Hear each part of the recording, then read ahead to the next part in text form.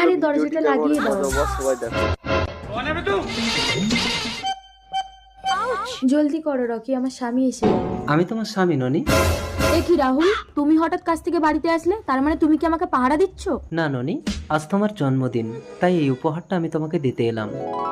বিয়ের পর থেকে আমি তোমাকে কোনোদিন টাচ করতে দেইনি, অথচ আমি যাকে সবকিছু দিয়েছি সে আমাকে উইশ করলো না। আরে ও তো একটা চোর।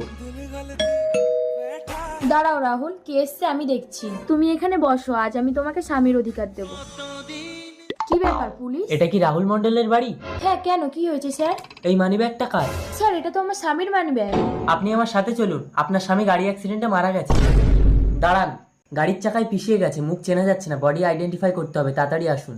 রাহুল তো ঘরে।